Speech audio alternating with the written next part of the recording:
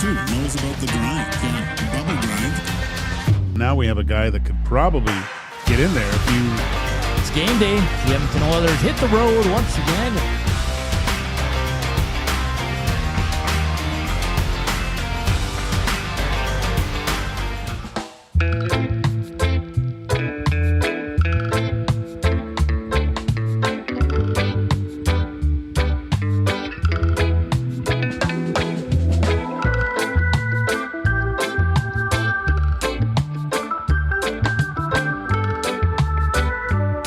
What's up, Nasties? How you doing?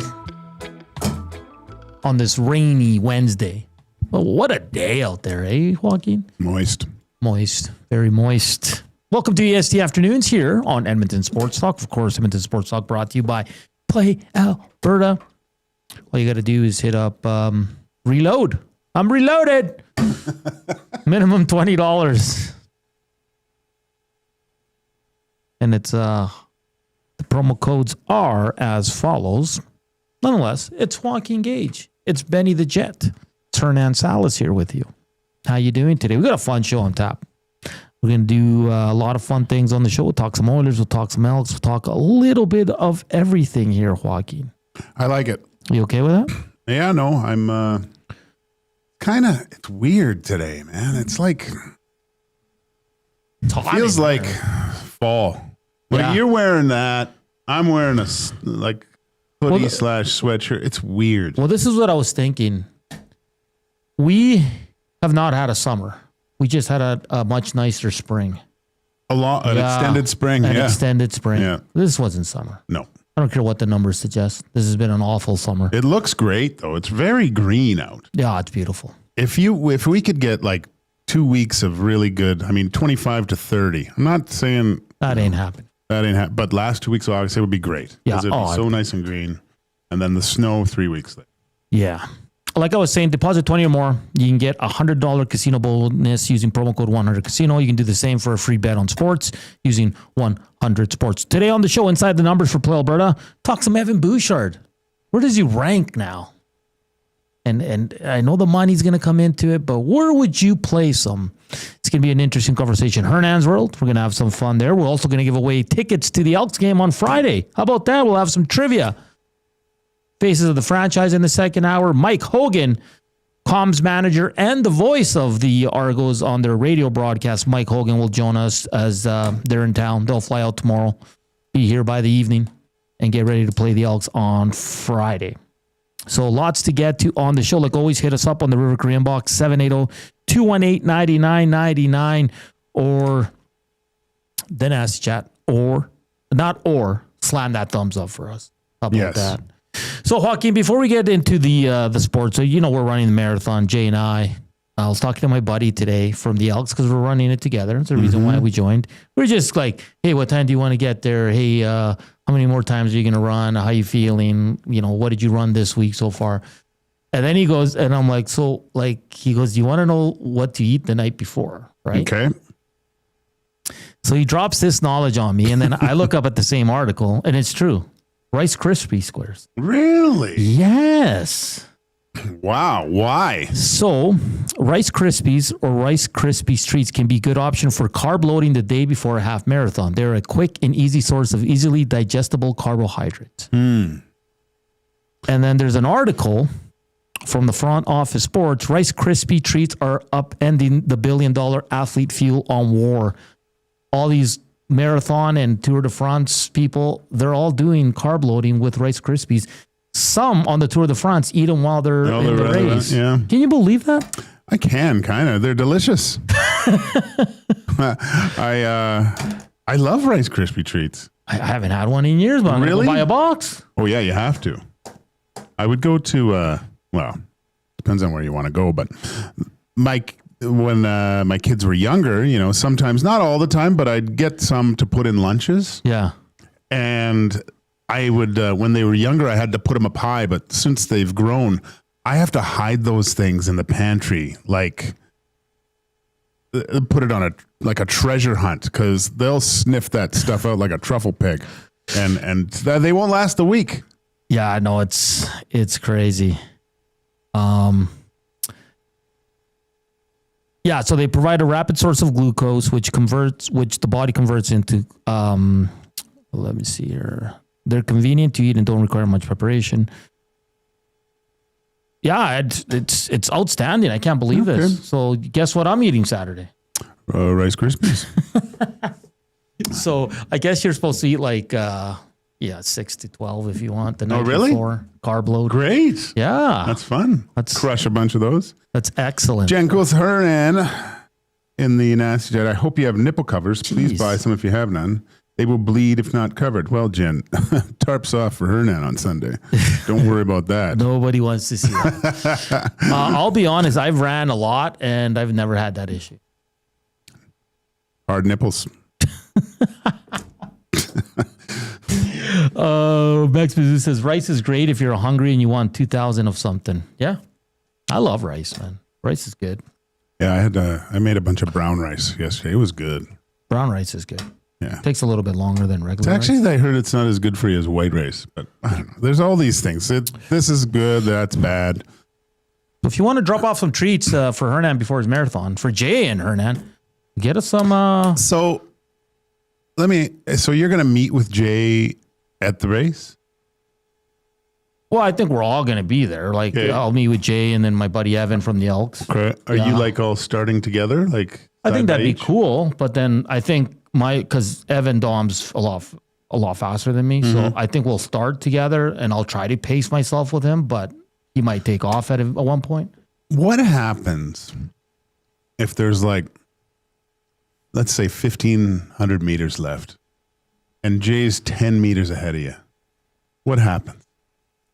You blow the doors off him? I don't know. Well, at that point, you're probably dead tired. You better. You can't let the Reed and Jay show win. Oh, you want to turn this into a competition? I do. I wouldn't let him win. Because then you imagine coming in and having to look at him on Monday and him with see, I know it's a race, but I'm not looking at it as a race. I'm looking at it as just Hernan, one man trying to complete a half marathon. I get it. I know what you're doing here. But don't you think some of the competitive juices might start flowing if you guys are close to the end? I don't know. I guess you'd have to be in the moment. Yeah. You know who's running in it? Gene Principe. Is he? Yeah. Oh, does he do the full marathon? He might be doing the full. I think he's doing the full. So they start at 7. Yeah. Yeah, it'll be interesting. Feel sorry for Gene. Hasn't gotten any sun this summer. No daddy. It's going to be great. I can't wait. So I'm excited I get to eat Rice Krispie Squares on Saturday. Carb load. I'm picking you to beat Jay. No, thank you. Maybe we can put that up. Benny, let's see. What do the Nasties think? Who will win between Jay and Hernan for the half marathon? Jay had a good idea, though. Like, the numbers we get. Like, we'll bring him in here and we'll start compiling them. Nice. Because I think Reed's running the 10 or the 5K. I can't remember. On Sunday, too. Is he? Yeah. He just wants to get back into it. So oh, okay. Good for him. So there'll be a lot of us down there. That'd be great. We'll go for a nice breakfast after. Maybe a pint or two. Oh, gosh. Just kidding. I'll need the water. I'll need the Gatorade. You'll be crushing. Is it supposed to be nice Sunday? Okay. Yeah, it's supposed to be like 24, but it is Alberta, so it probably changed already. Let me quickly check. No, it says not. Yeah, see, it's already gone down temperature-wise, but it is sunny, which is all I care about. 23 degrees, not bad. But it's in the morning, so it's going to be a little chilly. I'll probably run with a hoodie to start. Really? Yeah. Oh, it says it's going to be raining in the early morning. When do you start? 7:45. Okay, so it says it's going to get up to around 20 or whatever. So Hernan doesn't do rain. The poll for what? So who will be faster, Hernan or Who do Jay? you think will win the half marathon? Jay Milne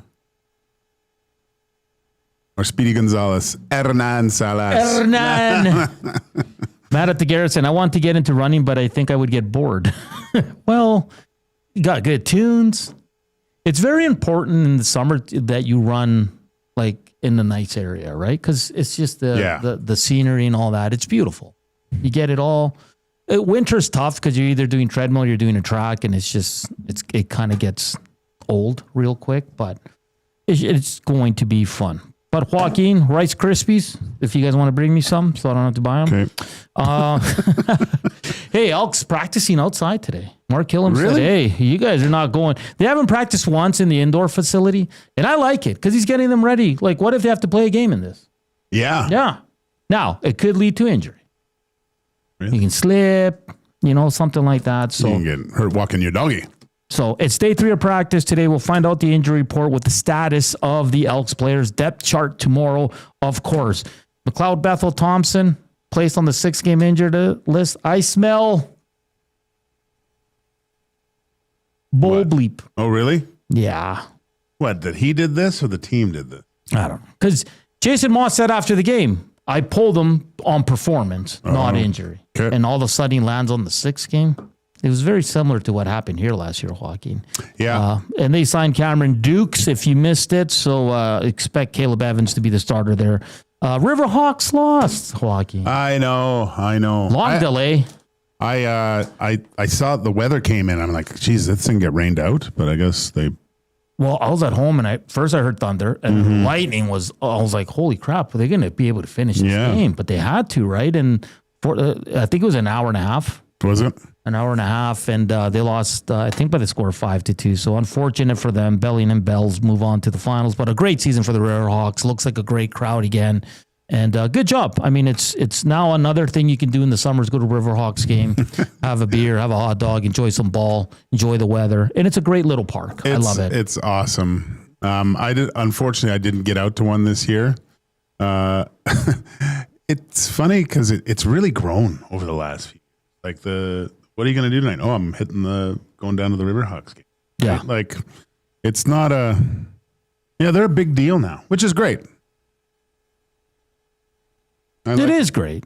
Like, I was talking to Maddie and it was like, yeah, obviously with the station, it's pretty busy around here with the move, couldn't get down there. But yeah, next year, hopefully I can have a little bit more of a presence.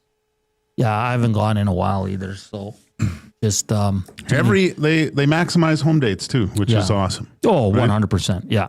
And the Toronto Blue Jays hit 70 wins in 120 games with a 5-1 win over the Cubs yesterday. Did you know, could this be a team of destiny? Because the last time this franchise reached 70 wins in their first 120 games, you know what they did? Win a World Series? Yes, they did, sir. Wow. Yes, they did. Blue Jays are rolling. Oh, we got to get to who dis, number 10. It's a good one today. Is it? Oh, yeah. Okay. I'll give you a first clue before we sign off on this first segment here. How about that? And like I said, we'll talk some Bouch. Got some cool stuff for Hernan's role. We got some tickets to the Elks game to give away. We didn't show, because it didn't populate quick enough, the Mount Rushmore. Ah, thanks for reminding me. Yes. So just I wanted to have a look at it too, because these things just look amazing.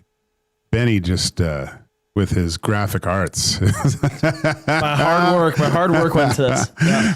Wayne. But who's the second one? Gretzky, Marcel Dion. Kopitar, and Doughty. Doughty, he looks good on the stone, I think. Should have got one with his The missing, just smiling, missing teeth. Yeah. Kopitar looks good too. Yeah. That's a great one. That's a good one. Look at Wayne. Great work, Benny. Great work. We got another one coming today. Riverhawks are great at the fan experience. Elks could take some notes. Lonnie, I disagree with you. It's low-hanging fruit. Enough of that. It's completely different. It's a 59th, whatever it is, 1,000 stadium, a professional team that people care about the result. They do an excellent in-house job. Have you been to a game? When's the last time you went to a game? Like, seriously, enough with the comparisons. The Riverhawks do a great job, but it's smaller. And what do they do? Yeah, sure, give them all the kudos in the world. The Elks do the same thing, and they get destroyed for it. So enough of that. The Elks do a fantastic job in-house. If you've been to games this season and last season, they've done great stuff in-house. Great stuff. Is it for everybody? Of course not. You're not going to please everybody. But we're going to keep piling on and piling on and piling on. The one thing, I don't know if we talked about this, if you could change anything in the stadium, what would you change? I mean, what could you? I mean, Anything. Like it doesn't matter. It's if you could, it's possible, I'd bring the seats closer to the bench. Yeah. Yeah. Because every stadium has that. yeah. Yeah. It's just Too far away. too far away. Yeah. If you could just eliminate the track, just the track, right? Yeah. That would be special, I think. That would be great. But I don't think. Yeah. Unless the CFO makes their field bigger. Lonnie says season ticket holder for 15 years. That else? I speak from experience, right? Okay, fair enough. But maybe it's not like, what would impress you? I mean, you get 18 minutes at halftime. What would you like to see?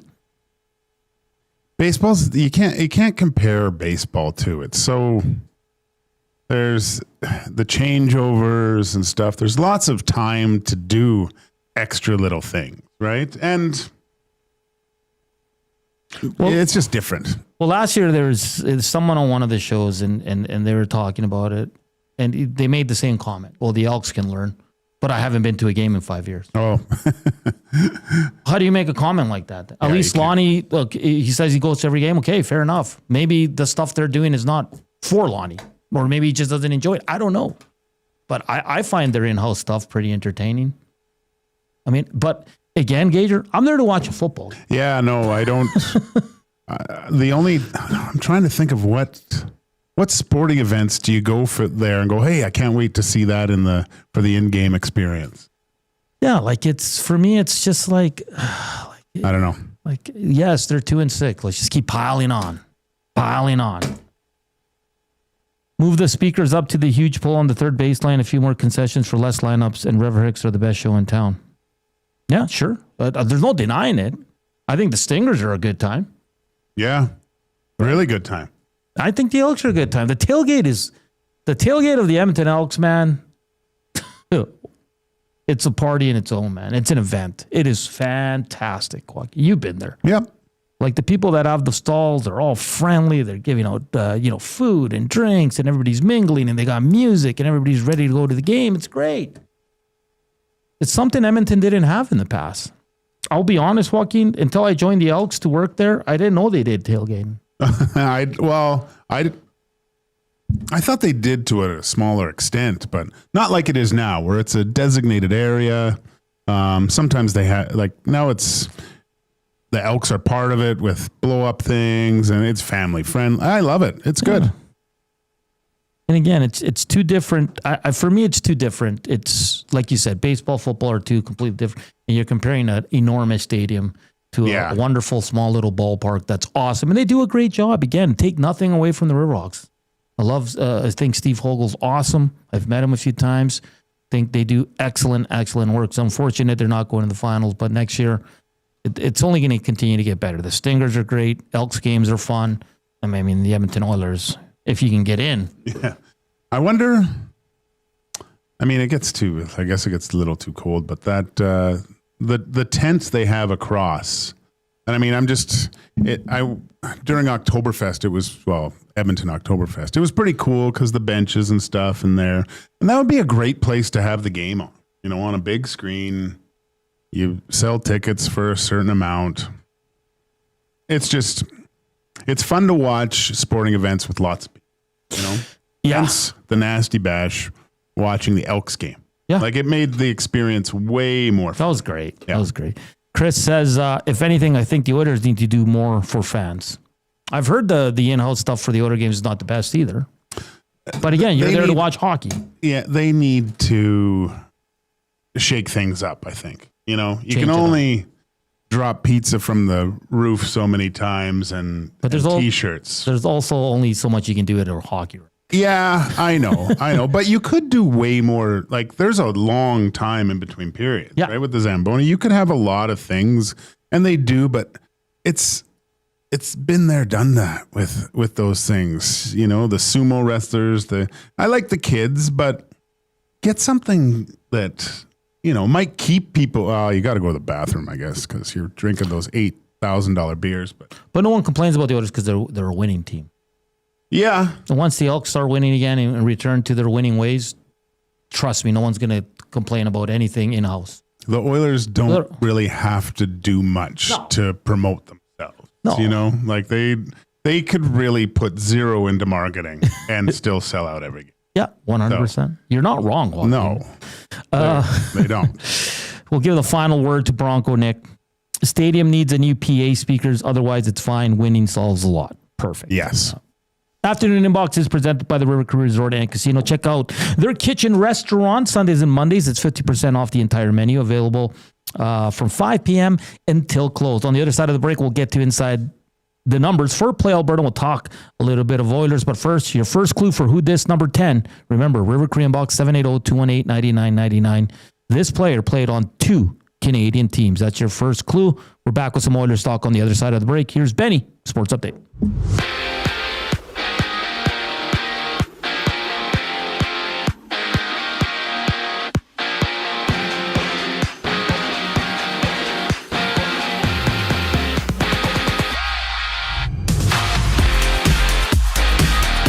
The Blue Jays are back in action tonight against the Cubs for the second game of their 3-game set after the Jays won yesterday 5-1. Gosman will get the start for Toronto. Horton for Chicago. First pitch is set for 5:07. To the CFL, Montreal has placed MBT on the 6-game injured list after he was pulled at half against the Edmonton Elks last Friday. Corresponding to that, the Alouettes signed Cameron Dukes to fill in. Dukes appeared in 10 games for the Argonauts last year, throwing for 1,400 yards, 7 touchdowns, and 6 interceptions. On the ice, the Carolina Hurricanes owner Tom Dundon is buying the NBA's Portland Trail Blazers from Paul Allen Estate for just over $4 billion. With plans to keep the team in Portland, the sale, first reported by Sportico, follows the team's arena sale to the city and a lease extension through 2030, with proceeds going to charity. And Canada is in action against Czechia. That game is currently underway in the first period, with Canada leading 1-0. Sorry, in the second period, Canada leading 1-0. Catch up double. This sports update is brought to you by the Edmonton Elks. Catch them double league action with tickets just starting at $20. Their next home game is this Friday versus the Toronto Argonauts. Go get your tickets now at goelks.com. More of Joaquin and Hernan on EST Afternoons on the other side of the break. I'm Ben Thompson. You're up to date. The Nielsen Show with Lieutenant Eric. Dave Naylor's going to join us. If they can't get home, this secondary has not stood up very well. You can get time and allow receivers to get downfield and separate or find those zones. There seems to be lots of space in the Argo secondary, and max protect extra offensive linemen to buy that time. The strength of the Argos comes on their defensive ends, and if you can keep them out of your backfield, teams have been able to throw on them. The Nielsen Show with Lieutenant Eric. Weekday mornings 6 to 9. Only on Edmonton Sports Talk. Your clear choice for Edmonton sports. Since 1952, William Huff has been the heartbeat of Edmonton's advertising world. From humble beginnings to a citywide powerhouse, we've been the go-to for signage from print to design and installation. Partnering with Edmonton's top sports franchises and major events, we've helped shape the city's global reputation. Our secret? Unmatched customer service, decades of experience, and a passion for excellence we call the William Huff Advantage. Visit us online at williamhuff.com. Goodbye. You sure are going to miss them, but their room would make a great yoga studio. Store their childhood treasures safely with Sentinel Storage and find some space for you. Try 4 weeks free. SentinelStorage.ca. The Canadian Brewhouse is turning up the flavor this summer with our new summer feature menu. Try our jerk chicken skewers, Cajun shrimp tostadas, and street corn salsa. Bold bites made for patio season. Get them while it's hot. The Canadian Brewhouse. Our house is your house. Summer in Edmonton means 3 things: warm weather, long nights, and plenty of sports. From the lake to the links, you can boost your summer fun with hundreds of casino games, live betting on your favorite sports teams, and access to popular lotteries. All in one app, anywhere in the province. Download the Play Alberta app today and deposit $20 or more with promo code YEG50 to claim a $50 free bet. That's promo code YEG50 for a $50 free bet on us. Redeemable once per Play Alberta account. Remember, if you gamble, please use your game sense.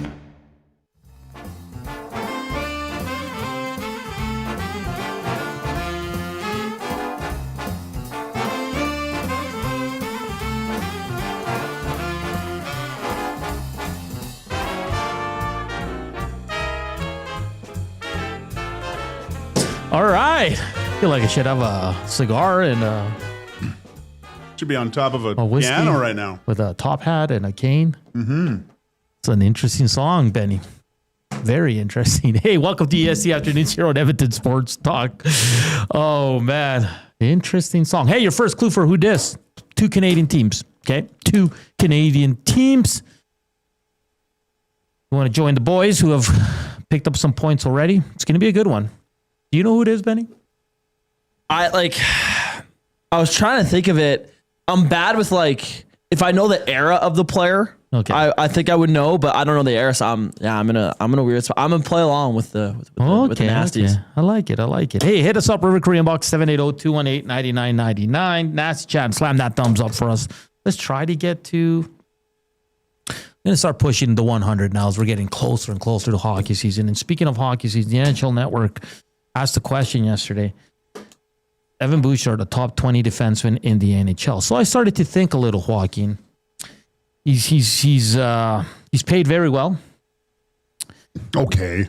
When he's on offensively, he's one of the best in the league. He is. Defensively, there's a lot left to be desired, I guess. He needs to improve incredibly. Last year, this is rankings, but not just defensemen, but of forwards, everything. By TSN, he was ranked 30th. By ESPN, which take it with a grain of salt, he was ranked 44th. And by NHL.com, he was ranked 34th. Okay. The guys in front of him for defensemen were Makar, Hughes, Yossi, Fox, Heiskanen, Hedman. Fox, really? Guys around him or just below him were Dahlin, Dobson, McAvoy, Morrissey, Slavin. If I were to ask you for defensemen. Don't ask me the question I'm thinking about, please. Where would you rank Evan Bouchard? Top 5, top 10, top 15, top 20. Dusty said between 12 and 15, I think. I think Tommy said, 30? Yeah, top 30. Yeah. I don't think he's top 5. I'll come out and say that right now. No, you can't, because what was Slavin again? Well, Slavin was around there. Okay. Yeah. Top 5, not top 5, though. No, God, no. It's interesting to me, because your top 2 are Makar, Hughes, no matter what. Makar, Hughes. Man, that's tough, because Bouchard, what is his strength? Obviously, the offensive side of things. Yeah. So what is it? Shot? Passing. Vision. Yeah. Like those are his elite. But he became the Butcher last. I know. Yeah. Then there was a little bit of a mean streak there, which was great. I think I have him probably right now. I have him 10 through 15, I would say. If I line everyone else up, maybe 8 through 15. I'd have to do my own list. Okay, let's. Because when he's on, I think he's closer to. It's just the inconsistency on the defensive side, right? Like he could be -3. Oilers can still win the game, and he could be on the. It could be overtime, and he toe drags someone and sends a bullet to Connor, right? Buddy, prime example, the LA series. He was awful in the first 40 minutes, and then he won them the game. Yeah, seriously. Yeah. Let's compare him maybe to. What about Dahlin and him? No, you said, okay, we'll go to Dahlin, but let's start with Adam Fox. Because when I said Fox, you were kind of like, really? No, Fox is last 4 years, 74 points, 72, 73, 61. Pretty damn consistent. Mm-hmm. Again, I don't watch a lot of Ranger games. He's a good player, but is Bouchard that far off from an Adam Fox? I don't think he is. I don't think so either. And with the new moniker of the Butcher... Adam Fox isn't that aggressive, right? Like he's not winning too many battles. He wins by his. That's a good question. Is Adam Fox a better defender than Evan Bouchard? Or is he a more consistent defender than Evan Bouchard? He might be more consistent. Yeah. He might be. But when Evan Bouchard has got his defensive game going, because he's a big dude. Mm-hmm. He's strong. Like he's strong. Yeah. Is he better than Dahlin? No, we have to put into context. Dahlin's on a team that hasn't been in the playoffs for 14 years, and Bouchard is on a team that's a Stanley Cup contender. Like, because Yeah. I think Tom or Dusty, one of them said on the stream, is Bouchard the same guy without Connor and Leon? Smack him on any team you want. A mid-tier team, for example. So give me a team. I'll give you, put him on. What about like Philly? Put him on Philadelphia. Is Evan Bouchard the same player? But it's tough to say because then he becomes he takes on more of a role. Because right now he's the Oilers' top 2 defenseman. Some would say he's their number 1. Yeah. He's not a regular PK guy. He will if the guy's in the box that usually PKs. He's the lock on the power play, and he plays the most minutes of anyone on the Oilers. It's tough, man, because he's just there's so many times when you're just like, Boosh, what were you thinking? And then it's like, Boosh, you're brilliant. You're awesome. I love you. And so and that can happen within one shift. You're not wrong, man. So, look, I don't know why, and it's probably I felt that I'm trying to think of how I felt last year after, and I thought, oh my gosh, has Bush ever turned a corner here? And what we saw was same old regular season Bush to start the season. Do you think that signing that big deal will kind of light the fire under him a little bit? Because remember we were talking about, and we were all talking about this a lot, is he feeling the pressure of being in a contract year? That could have been it. But now on the flip side, Joaquin, it's equally concerning because he's just going to relax now because he knows he's got his 4-year deal. Or maybe there's a portion he wants to live up to it too, right? Like his cap hit is the 4th largest in the NHL, only behind Drew Doughty, Rasmus Dahlin, and Erik Karlsson.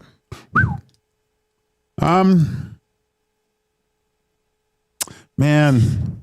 In terms of total cash dollars, Evan Bouchard's number 1. Wow. That is impressive. Because I still think Evan Bouchard on a mid-tier team he's still really good. I think he makes them better. Yeah, but he's not a 90-point guy. No. I mean, Benny, what are your thoughts?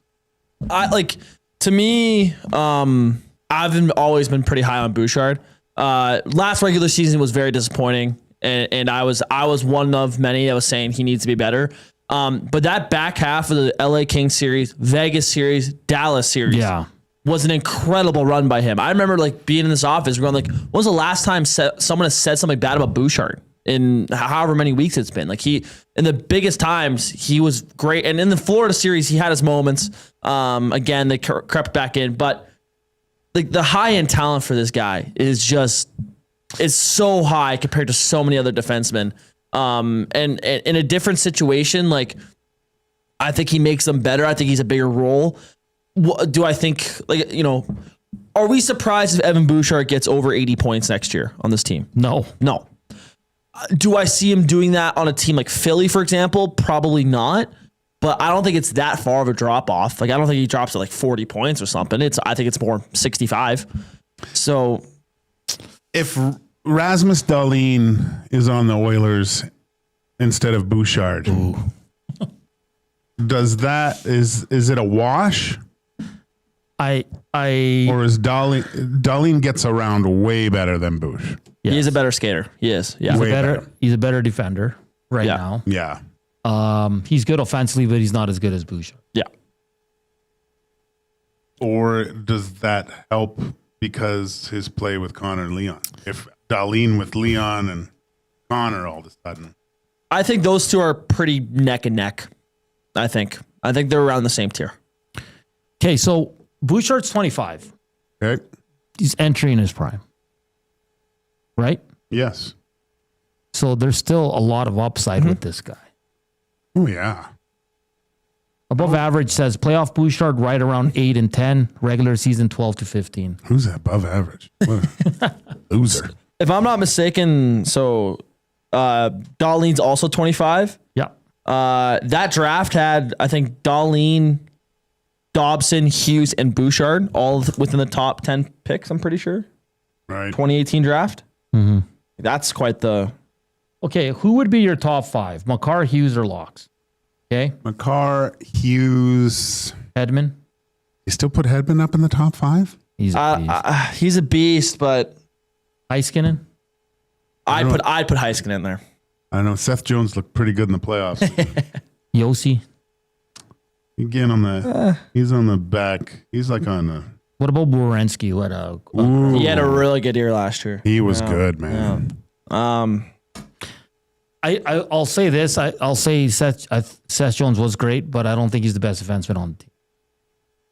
Forsling? On Florida. Who do you think? I still think it's probably Ekblad. I think Forsling's fantastic. Yeah. I think Seth Jones probably third because he's better than Mikkola. Yeah. Well, Mikkola has a mean streak. He does. So it'd be Makar, Hughes.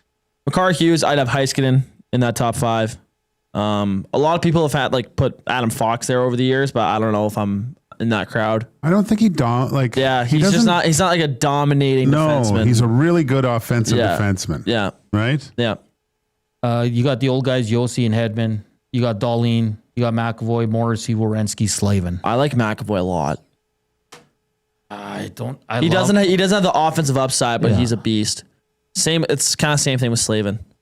Is Lane Hudson gonna eke his way in there? I think in the next year or eventually. So? Yeah. I think eventually, in 3 years from now, we'll be talking about him as a Norris candidate.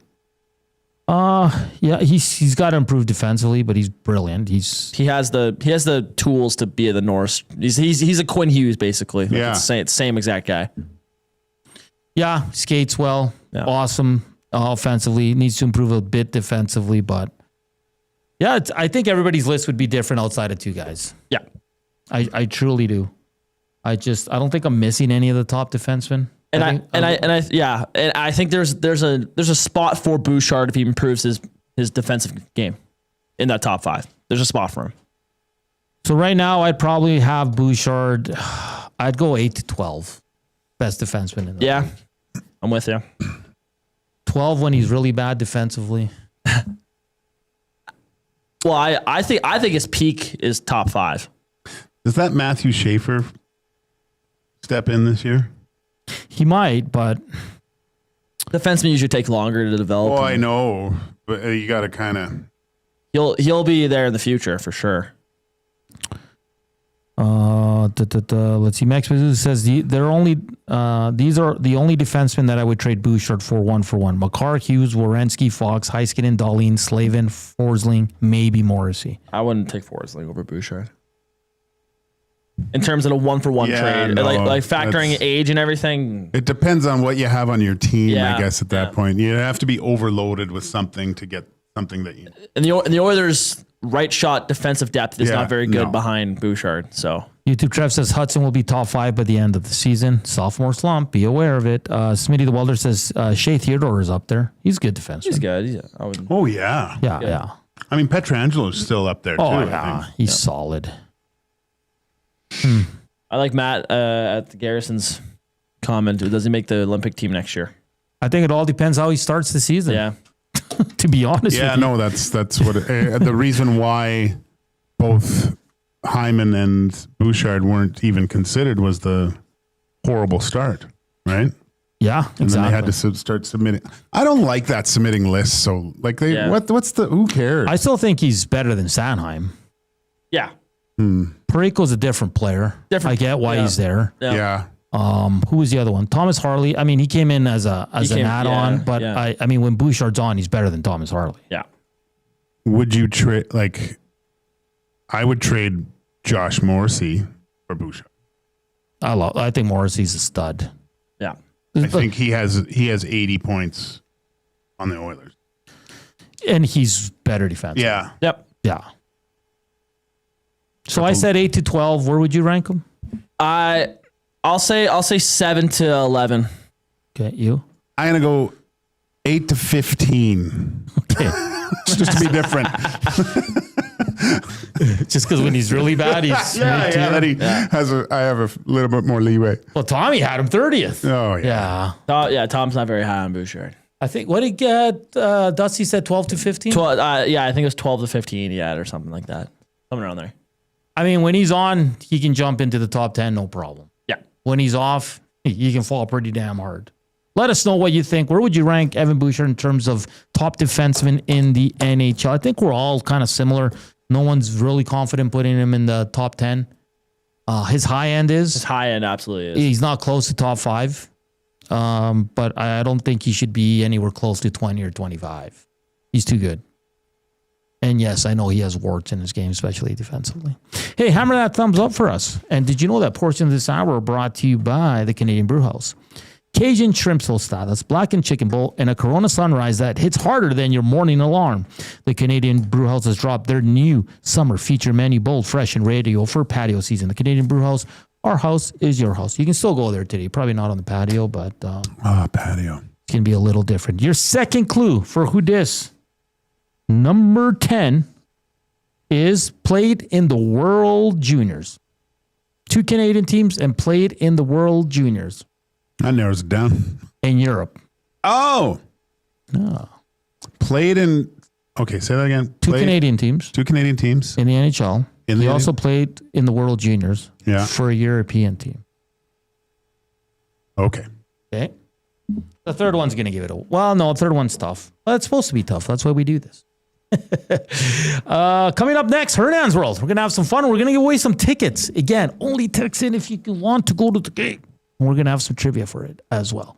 And a fun topic. So stick around. It's EST Afternoons on Edmonton Sports Talk. Joaquin Gage, Hernan Salas. And here is our guy, Benny Blanco from the Bronx, with your sports update.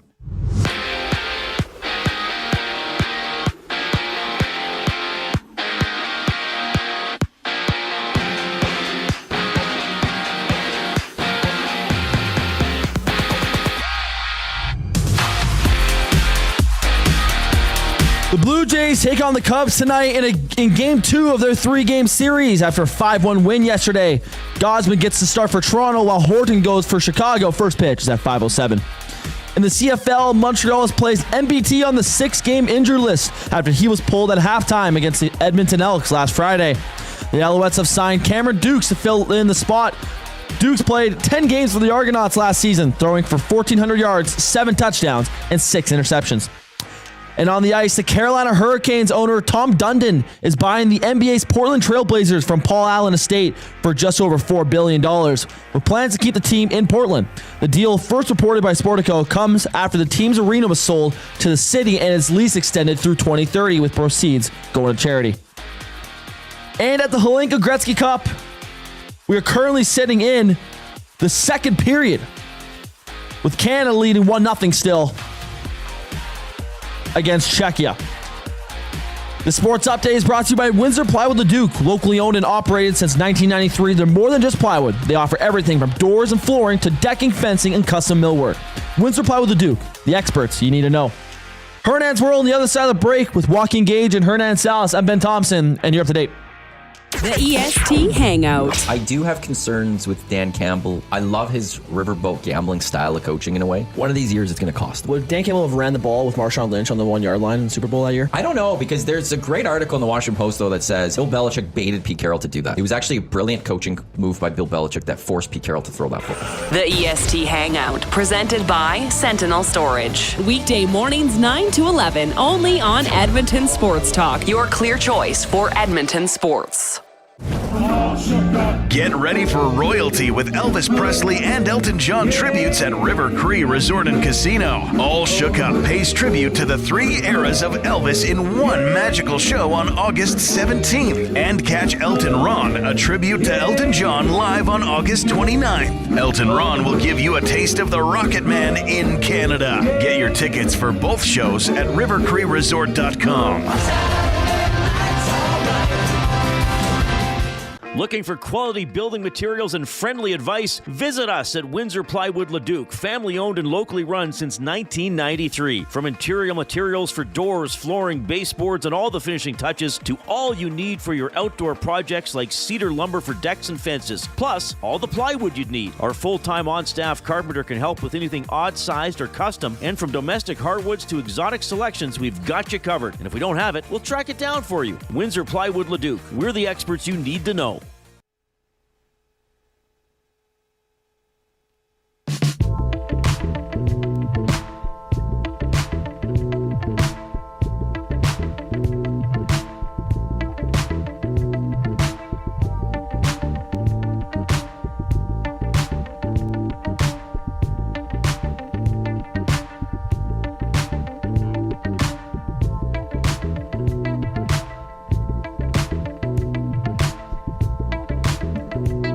Welcome back. It's EST Afternoons. We roll along on this rainy Wednesday.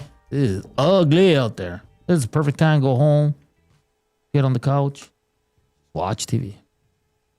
It's perfect. Is there anything on TV? Yeah, that's the thing, right? There's nothing. Well, I'm almost done the Tour de France. I'm in season 3. Been really good. Yeah. But yeah, you're right. There's not a lot. No. Not a lot to watch right now. It's This kind is of frustrating. The dog days. It's the dog days, yes. Because you're kind of the one thing about Major League Baseball. It's essentially just jockeying for that last spot in the playoffs, right? Like it's all kind of settled mostly. Some teams are out already. Yeah. So it's and there's on the horizon, obviously. Oh, we got CFL, but it's only on the weekends. And then sports-wise, NFL coming up, I guess. Tomorrow, at least, we get CFL. Yeah. Just but just for shows in general, there's so many streaming services, man. I don't know what to really watch. My wife did, she bumps ahead all the time. I got to do stuff at night, so I can't always join her to watch the show, but we get into something, and then she just blows the doors off me and watches the rest of it. But it's a show called Smoke on Apple Plus with Taron Egerton. It's okay. It's really good. You would like it, I think. Oh, I would. I just read the synopsis. It's good. It's very... Put it on the list. Well, this Czech goalie's out of sight right now in this Helenka. He's been good. Hey, we got to give away some tickets to the Edmonton Elks. It's a pair of tickets to their game on Friday against the Argos, courtesy of our friends at Play Alberta. All you got to do is text right now the answer to our trivia question to the River Cree Box 780-218-9999. And the trivia question is, Joaquin, name the Argos quarterback who played for the Elks. The Argos quarterback? Who played for the Elks. It's very easy. Was it Fajardo? I don't know. No, the Argos quarterback right now that played at one time for the Elks. I don't know. Why am I blanking? Okay, I don't want to give it away just yet, but wait, I'll think of it. Okay. Okay, let's get to Hernan. Oh, I know. Oh, okay, yeah. Let's get to Hernan's World. Of course, brought to you by the Edmonton Garrison Memorial Golf Club. Fall in for flavor and fairways as the Edmonton Garrison Memorial Golf Club is open to the public with Twilight Golf specials that go easy on your wallet and wings so good they should be on parade. Hit the course, crush some wings, and soak in the sunset. Visit egmgolf.com to book your round today. Today is the 42nd birthday for our boy, Alish Hammer Hemsky. 42, eh? Yeah, young pop. Yeah. Saw him at that event. We were asked him to come on the show. He declined politely, but just said he was tired. Busy boy. Yeah. I think he joined Reed after, though. Imagine that. Yeah. So, in honor of Mr. Alish Hamsky, who was an awesome Oiler, he played a lot in the era of before the salary cap when the Oilers, couldn't compete with the top dogs. I worded it as most underrated, but underrated, underappreciated Oilers of all time. Do you have a few names in mind? Yeah, I guess. And not just here in Edmonton, but like for the national media as well. Because I think Hemsky never really got his props. No. I mean, sometimes with Alish, the only thing that I'm probably more so just in this market because he was so dynamic, right? Like there was times when he always left you wanting more too, because there were just so many moments of dominance from him offensively where he just had the puck on a string, right? Mm-hmm. Was he? Yeah, I could see him being a little bit underappreciated for his skill level because his best years were in Edmonton. Oh, 100%. Yeah, and when he went to other places, it just, I don't know, sometimes it just doesn't work out. He was pretty good in Dallas too, a little. A little bit. I'll give you a name, Yanni Niinimaa. The Ghost. Very talented guy. He was maybe more underrated than underappreciated because he was loved here, but I think he was underrated as a defenseman.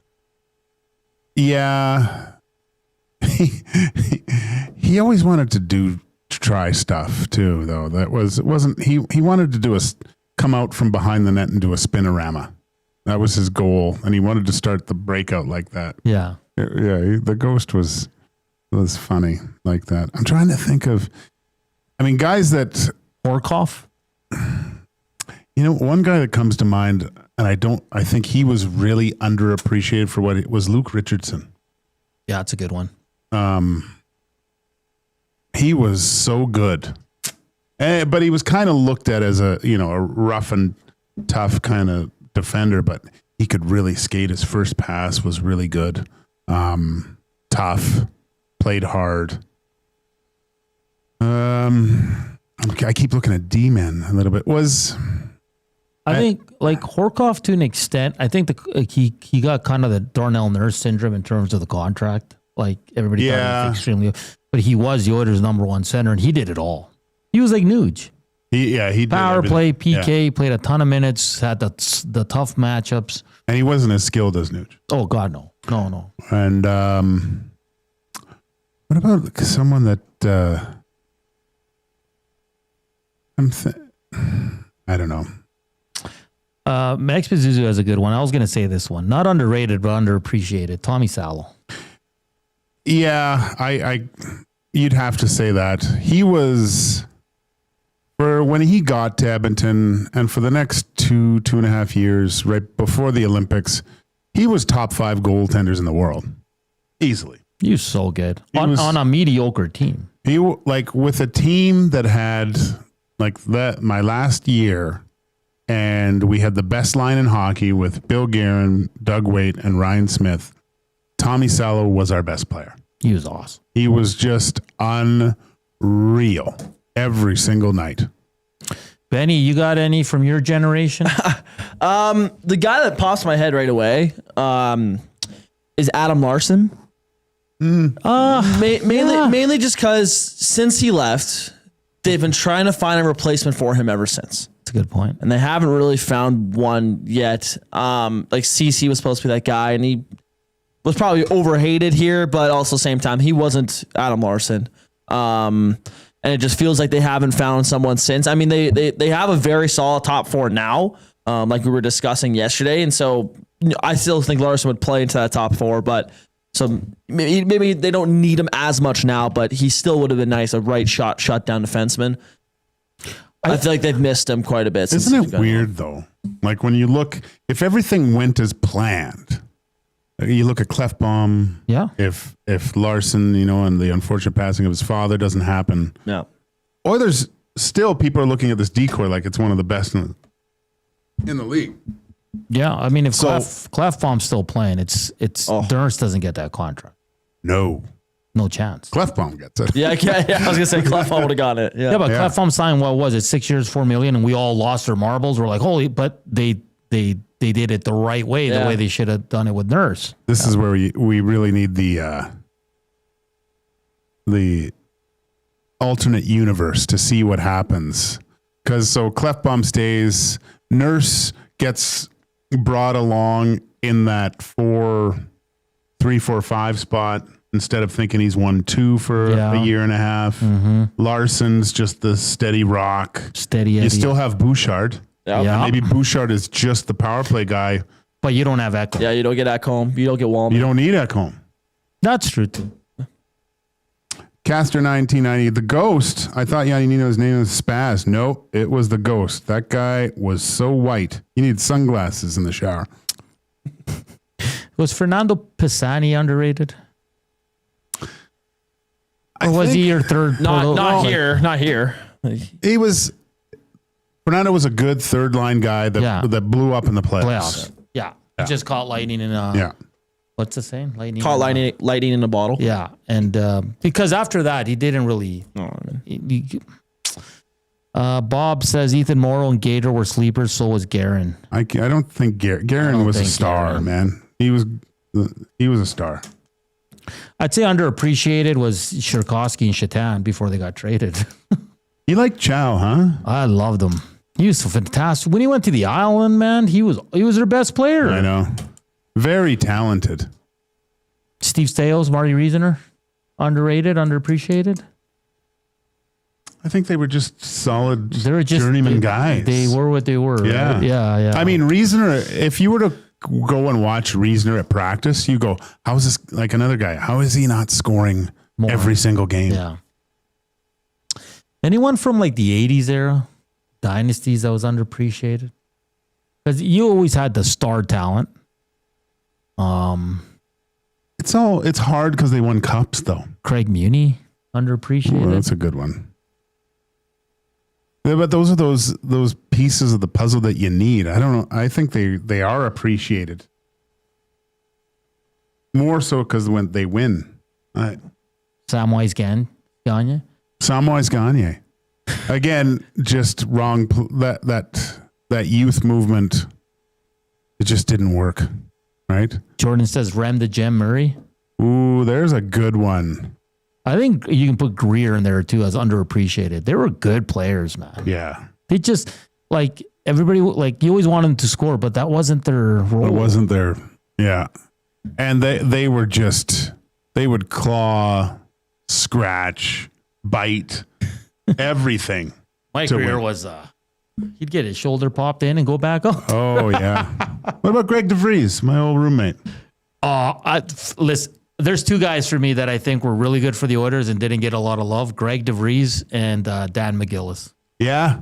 Dan McGillis was good, man. Yeah. I remember because Devo I think he went to Bowling Green and we were playing in the minors. We were roommates. Just the best guy. God, we laughed. And I remember I wasn't playing the one game and he came up the wall and sent a cross ice backhand sauce over 2 sticks to hit Intranuvo and goes in on a breakaway. And our trainer at the time goes, yeah, he's not going to be here that much longer. Yeah, that's why he just said it just said it to himself out loud. And it was my first year pro, and I go, oh right, yeah, you shouldn't be able to make that pass. Yeah. Those guys were good defensemen, man. Good one from Rip City Step, Mark Lamb. Oh yeah, Chopper. Bronco Nick says Spacek. I don't think he was underrated or undervalued. I just think the Oilers couldn't afford him. Right? Because he left. No, yeah. He was awesome. He was good. I absolutely loved him. It's a good conversation. Keep those coming in. Most underrated or underappreciated Oilers of all time in honor of our boy Ales Hemsky, who I think more of the outside media didn't appreciate him. I think here in Edmonton we did. But it was funny because I worked on the show when Dusty was talking about the whipping boy bracket and we were talking about names, and Hemsky kept coming up a lot, and I don't remember him being a whipping boy. I remember people being frustrated because he wouldn't shoot the damn puck. They were frustrated because he would have just an unreal game and totally noticeable, and then missing in action. Then he'd be okay, but he just wouldn't have those brilliant moments. In fairness, he did start a season with J.F. Jacques. That's he didn't have a lot to work with. No, that's what I mean. So it's very, very interesting. Hey, hit us up, River Korean Box, 780-218-9999. The Nasty Chat as well. Dean McCammon coming in, Brule, Nuge coming in. Interesting. We'll continue this conversation as we roll through the second hour, so keep those coming in. Your third clues. It's gonna ruin it here. Final year in the NHL, he played on 4 teams. In his final year in the NHL, he played on 4 teams. Okay. So 2 Canadian teams he's played for. played in the World Juniors for a European team. And in his final year in the NHL, he played for 4 different teams. We'll reveal the image in the second hour. So you can guess now. And if you get it now, awesome. Because the first 5 that come in terms of time, we'll get into the Wheel of Fun. Hour 2 coming up, Faces of the Franchise. Next, Mike Hogan from the Toronto Argo's radio broadcast team, and lots of more fun stuff here. And I have a winner, and the answer to the trivia was Nick Arbuckle. Oh. Remember he played for for a bit? I Yeah. think 3 games. And then they shipped him off to Ottawa. So That's what I got it. Yeah. Could have been Chad Kelly because they had his rights. Oh, really? Yeah. I didn't know that. That was a trick question. If you had Chad Kelly, that could be right. I'll contact you for those tickets. And we roll along here on EST Afternoons. We're back after the break. The Lock Shop. Yeah, like, listen, I mean, I know I was on the Elks last week and I was feeling good about it. I've got so much respect for Cody Fajardo and what he's doing right now. I don't think the Elks are better than the Argo. And you don't, hey? I don't. Listen, I think the Argos... I think it's a toss-up. I don't know how you can expect to win consistently with the defense that the Elks are rolling out and absolutely zero running. The Lock Shop, weekday mornings at 11, only on Edmonton Sports Talk. Your clear choice for Edmonton sports. Summit Racing Equipment brings you the earth-shaking thrills of Monster Truck Throwdown at Edmonton's Rad Torque Raceway. 3 massive shows, August 22nd through 24th, featuring 8 incredible trucks with high-flying thrills and jaw-dropping stunts, including Alberta's own crude behavior and roughneck, along with a return of Avenger and more. Experience the epic power of Monster Truck Throwdown, August 22nd to 24th at Rad Torque Raceway. Don't miss this all-ages event with kid tickets starting at just $17. Get tickets and info at radraceway.com. Win a trip to Osheaga with the banquet in Aperol. We're sending 1 lucky guest to Montreal with flights, hotel, and 2 tickets to one of Canada's hottest music festivals. Enter by July 26. Details in store or on the banquet app. Get real. Play hard. You know Dawn. Everyone knows Dawn. Dawn from Frontier Cartage. That's right, it's me, Dawn from Frontier Cartage, where we're setting the standard for cartage service in Edmonton and beyond, offering city cartage, Alberta highway, short haul deck, and more. My team and I are bringing our years of industry experience and expertise to every mile. Join Dawn and her boys in a new chapter in transportation excellence, dedicated to exceptional service. Call Dawn at Frontier Cartage, 587-222-5826. You've heard the name, but what does it mean? For over 66 years, William Huff Advertising has supplied signage from screen printing to digital to LED with design, production, and install in-house. It's a one-stop shop for all your signage needs. Edmonton owned and operated, William Huff has been trusted by the biggest companies and teams in the City of Champions and many others across the country to do the job. If you're looking for a way to get the word out about your company or event, they are the answer. Go to www.williamhuff.com. Their results speak for themselves.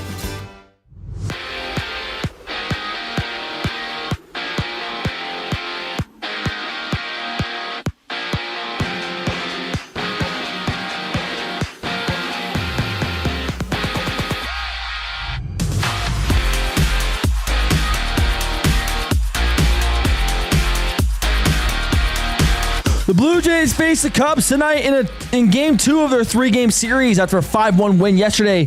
Gosman starts for Toronto, Horton for Chicago. First pitch is at 5:07.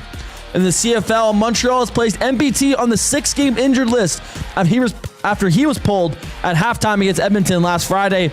To fill the gap, the Alouettes have signed Cameron Dukes, who appeared in 10 games for the Argonauts last season, throwing for 1,400 yards, 7 touchdowns, and 6 interceptions. On the ice, Carolina Hurricanes owner Tom Dundon is set to buy the NBA's Portland Trailblazers from Paul Allen estate for just over $4 billion, with plans to keep the team in Portland. The sale, first reported by Sportico, follows the arena sales to the city and a lease extension through 2030, with proceeds going to charity. And at the Hlinka Gretzky Cup, Canada leads Czechia 1-0 in the third period, as that's coming to an end shortly.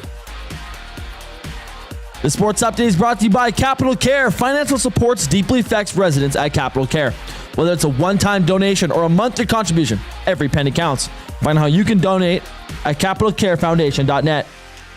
Face of the Franchise with Hernan and Joaquin Gage. I'm Ben Thompson. You're up to date.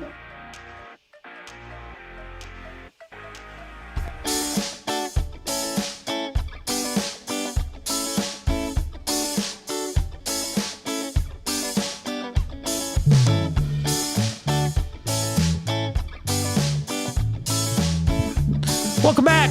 It's hour 2 here on EST Afternoons. Recapping hour 1, we talk some Elks, Riverhawks, Jays. We give you 3 clues for who dis. A lot of correct answers already rolling in even before the image.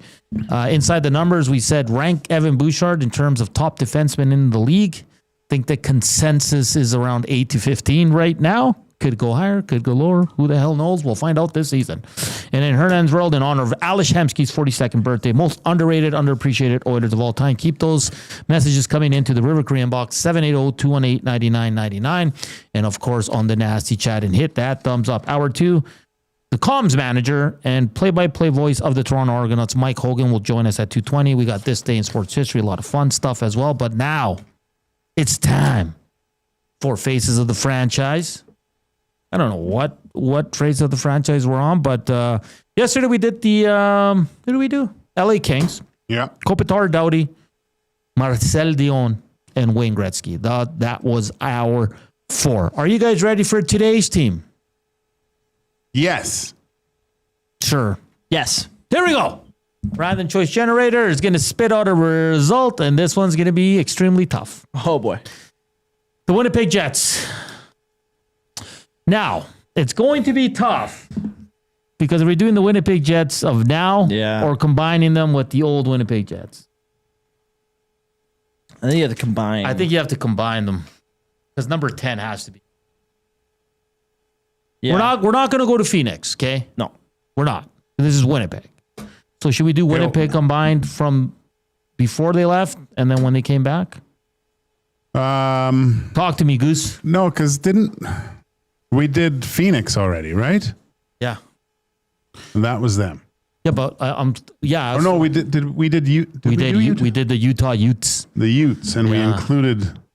Did we include? Yeah, we did. Yeah, so we just have to go old school Jets on this one because then it makes sense, right? Old school. Can't have 2 people on 2 different.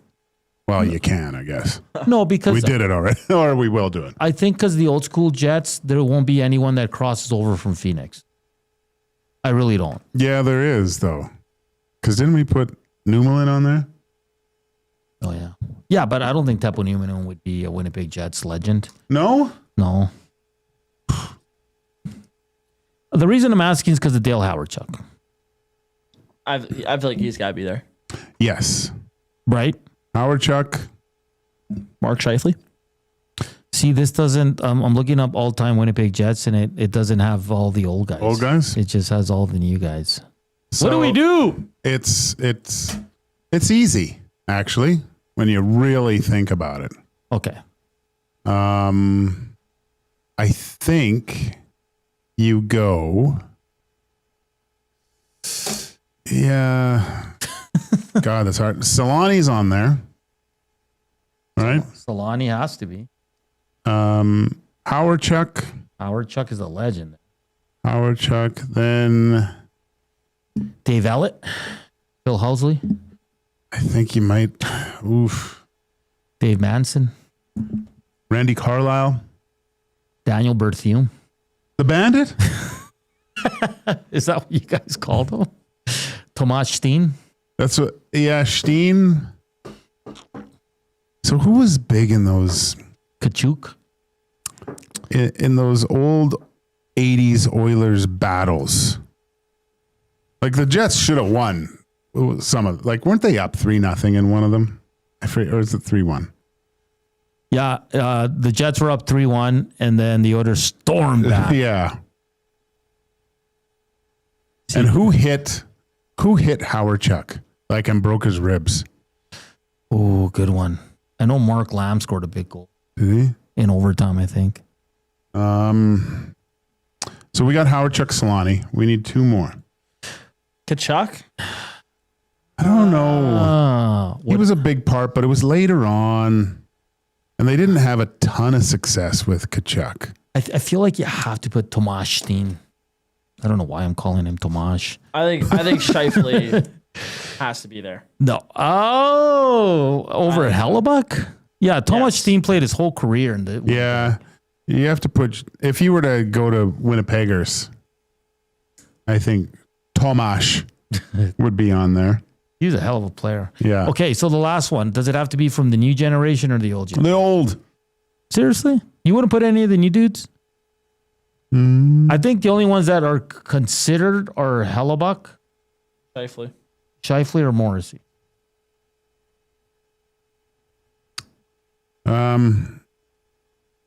Yeah, I think you go. Is Hellebuck the best Winnipeg Jets goaltender of all time? Is he better than Bob Essen? I believe so. Dustin Byfuglien? Big buff. Big buff. He was a flash in the pan, though. God. If only he didn't like fishing so much. Kyle Connor. How about Randy Carlyle? That's what I said. Oh, did you? Sorry, I wasn't listening. No, I was. I just didn't hear it. Let's see what good old Randy did. 10 years with the Jets. This one's a tough one. I don't know who to go last. Well, I'm kind of just going old school Jets. You could almost do two Rushmores with old school Jets and new Jets, right? Because they're not the same franchise.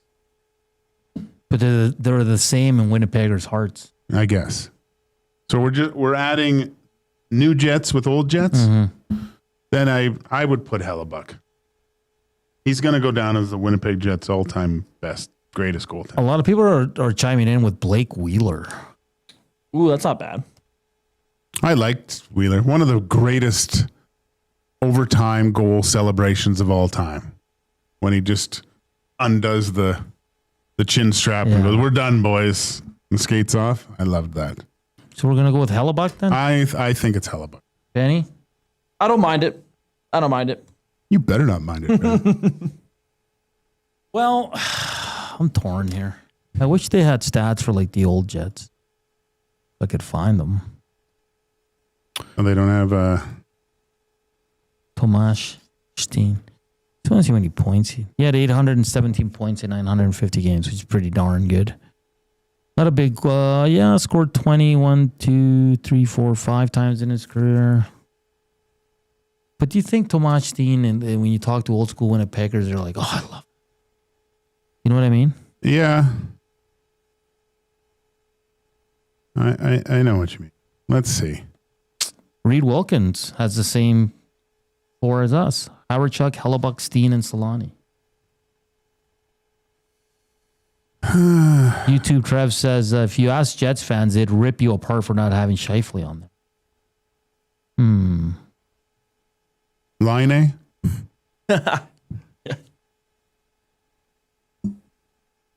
No. What a run he had there for a little bit. Brian Little. I think so. Steen became a Winnipeg City Councilor from Casper. Really? I did not know that. All right, Spenny, let's get the AI working. Yeah, Solani, it's Howard working. Chuck, Steen, Hellebuck. So I just asked the AI. That's AI. It's got Howard Chuck at 1. Okay. Solani at 2. Yeah. At 3, you guys, Blake Wheeler. Jets second all-time leader in games, points, assists, captain of the franchise, pillar during its rise, played over a decade in Winnipeg. 4 Hellebuck, Scheifele, 5th. It does have Byfuglien in there as 6th. Tomas comes in 7. Connor 8. I know this is interesting. Ehlers at 9. Joaquin, I'll be honest. I like our list. I think Wheeler's close. I think Wheeler is close now that it. But if it was 5, he'd be on there. Unfortunately, there's not. It's tough. I think, who do you put in the gift shop then? If we have 4 on the mountain, whose cups are in the gift shop? I'd probably put Wheeler ahead of Scheifele. Because remember, Scheifele was going to leave, and a lot of Jets fans hated him. And he flipped the script. What about Evander Kane? You would. Carlisle's interesting too because not only a Jet but a coach too. Yeah, like the Hair Club for Men. Mark Letestu, Andre Pavlich. Oh, geez. I don't know. Paul Stastny. Stastny? No. I think I like it. Pokey Reddick was it? Pokey. So who do we got? Solani, Howard Chuck, Tomas Steen, and Connor Hellebuck. I like it. All right. Is it working today, Benny? It's continuing to work. It gave me it says processing image. Lots of people are creating images right now, so this might take a bit. We'll notify you when. Let me know when you have it. Okay. We don't have to show it right now, but that's. Do you agree with us? Well, why wouldn't you? This is a beautiful list we just made. That's back to back. We've knocked it out of the park, boys. It's unreal what we're doing. Unreal what we're doing here on this show. Like Solani, Howard Chuck, Steen, Hellebuck. You can't get better than that. And it's a good argument, but Solani wasn't there long. But I mean, his rookie season was. Yeah, he said unreal. Broke the record when he threw the glove in the air. Oh man, what it a was play. brutal because Benny, I wish you were around those days, man. Yeah, it was a different time. I just got the image. Hold on, I'm sending it over. A guy scored his 50th goal on me in the American League and did that afterwards too to me. Did you throw your stick at him? I wanted to kill him. Do you remember the player? Steve LaRouche played for Ottawa's farm system in PEI. Really, the goal scorer guy. Steve LaRouche? Steve LaRouche. This guy? Yeah. As you can see, we used to call him Horseface. 92 points, 96 in back-to-back seasons in AHL and IHL. So he could score. Oh, yeah. He couldn't score at the NHL. No. Well, in Ottawa, he had 15 points in 18 games. He was one of those guys that if he didn't go play top six in the NHL, there was no sense in getting him up there, right? They'd have someone injured and he'd go play bottom six and it wouldn't be worth it. 101 points when you're... With what team? Prince Edward Island Senator. He scored on me in the bright red mud. You know what's amazing, Joaquin? What? We always talk about these great players, and then we see a guy like Steve LaRouche who dominated the AHL. He's pretty damn great himself, right? Oh my God! There were so many guys like that I played with. What was the one guy's name? Brown, Mike Brown. Shoot! If you look up, I'd never seen a guy so talented like this in the American League. He always said he'd come in reeking like booze every day. He goes, doesn't matter if I have 1 or 20, I reek like booze no matter what. And I remember when Dan Clear goes, why don't you just try having 1 then? Benny, let's send it over. Big Uke says half your list is Coyotes, but yeah, good job. No, they're not. Solani never played. Tomas Steen never played. Hellebuck never played. Solani didn't play for the Coyotes? Yotes? No. You sure? Did he? When they first went, yeah. No. Let me double check this, man. I am losing my memory, so... No, he went to the Ducks, man. Right, okay. Tomas Steen never played. Howard Chuck never played. And Hellebuck. So you're wrong, Big Uke. There you have it, Gage. Look how nice it looks. Oh, yeah. Gosh, that's good. Hellebuck looks weird, though. Yeah, that's the one guy I was kind of like, is that Hellebuck? That does not look like Hellebuck. It does not, no. Interesting. I spelt his name right and everything, too. Which one's Hellebuck? The far right. With the beard. Yeah. Who does that look like to you? It looks like someone else. It looks like that actor that plays Captain America in the Marvel movies. What do you think that? He looks more like Messi to me. Oh, the afternoon inbox is presented. Messi's so good. He's on the Jets Mount Rushmore. River Korea box is presented by, the afternoon inbox is presented by the River Cree Resort and Casino. Make sure to check out their Tap 25 restaurant where the entire menu is 50% off. It's available 7 days a week from 2 to 5 p.m. On the other side of the break, we head to the T-Dot. Mike Hogan joins to talk all things Argos, of course. They're the Elks' next opponent. That's up next here on EST Afternoons.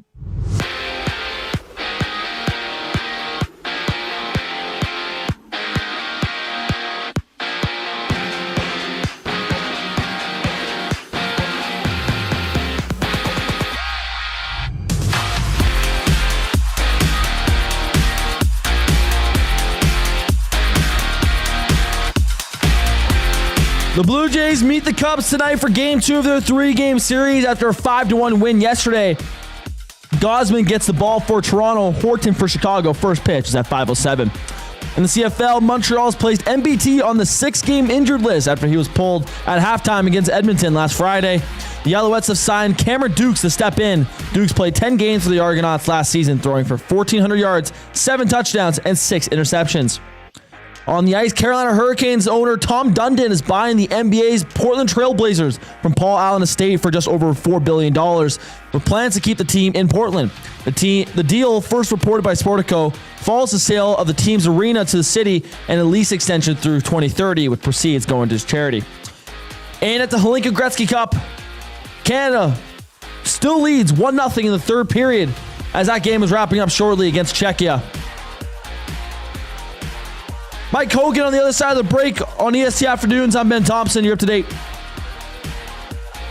The Reed Wilkins Show with Jay Milne. Because who was today? Tom Pody against Bouchard as for being a whipping boy. To me, it was Pody, no doubt. Pody was booed when he touched the puck. Like, Pody was booed. Bouchard, it frustrates people, us included sometimes, but he's never been booed on home ice. You know, like, if anything, I feel as if when one of those players score, the crowd in the stadium is really excited about it. The Reed Wilkins Show with Jay Milne, weekday afternoon, 3 to 6, only on Edmonton Sports Talk, your clear choice for Edmonton sports. Okay, 2 kids, 2 backpacks, lunch bags. Wait, where are the school books? Back to school doesn't have to mean the everyday rush and stress of looking for your kids' items. Have more zen in your mornings. Find space for your family's needs with Sentinel Storage. Go back to school with 4 weeks free. Reserve your space today and find the peace of mind your morning needs. Visit sentinelstorage.ca. Buy Canadian, store Canadian. Get ready for royalty with Elvis Presley and Elton John tributes at River Cree Resort and Casino. All Shook Up pays tribute to the 3 eras of Elvis in one magical show on August 17th. And catch Elton Ron, a tribute to Elton John, live on August 29th. Elton Ron will give you a taste of the Rocket Man in Canada. Get your tickets for both shows at rivercreeresort.com. Everyone knows when you need a truck now, you call Dawn. That's right. You call us, Frontier Cartage, when you need driver coverage or have a truck that's down. You call Dawn from Frontier Cartage. When you've got way more freight to move than you thought. You call Dawn from Frontier Cartage. When you need a truck that's available and ready to start anytime you need. You call Dawn at Frontier Cartage, 587-222-5826. 587-222-5826.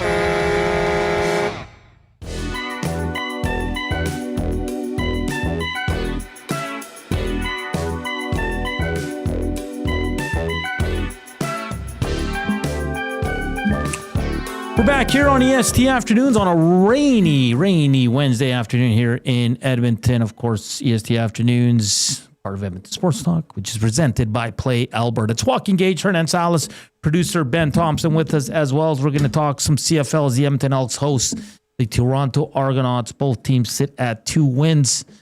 Elks coming off a win in Montreal and look to build on that on Friday. It's going to be a important game for both teams, and to talk all things Argos, comms manager and the voice of the Argos on the radio broadcast, Mike Hogan, joins us today. Mike, how are you doing today? Awesome, guys. How are you? We're doing excellent. Looking forward to the game on Friday. Let's start with the coach. It was an entertaining game if you weren't a fan of the Argos on Saturday, Mike. High scoring. They had a 22-1 lead, couldn't hold on. And Ryan Dinwiddie, their head coach, had some tough words for his team, calling them pretenders. And it wasn't just the players. Some coaches took some heat as well. It's the second time this season he's kind of gone to the media and called out his team. What do you make of the whole situation? How do you think the team's responding to what they heard from their head coach? Well, I did ask him about that today, and a couple of the players as well, and they all said they had a good week. Sometimes you need a slap in the face. Sometimes if a coach says it, that's one thing. If a player says it, one of the leadership group, that's another thing.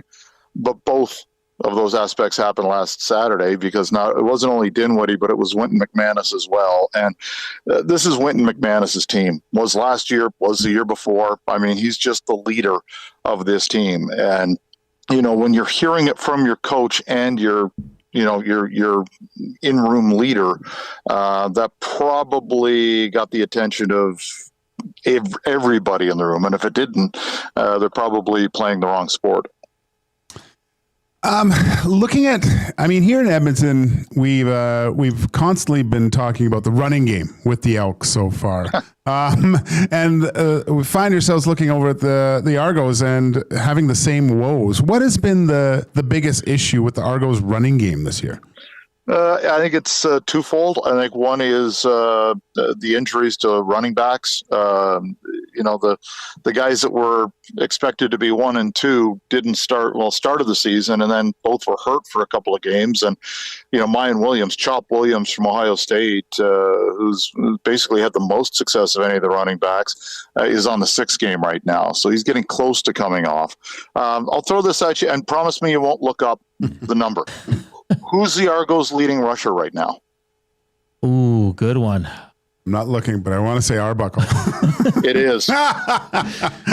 He's got like 135 rushing yards, and he's leading the team in rushing. At the midway point. This team last year averaged about 120, 125 yards a game, on the ground. And this year I think it's like, if it's 50, I'll be surprised. I think it's actually just over 50, which is just not good. And it really takes away from what Ryan Dinwiddie wants to do with the offense, especially with, quote unquote, a backup quarterback in Arbuckle. He's in because Chad Kelly is hurt.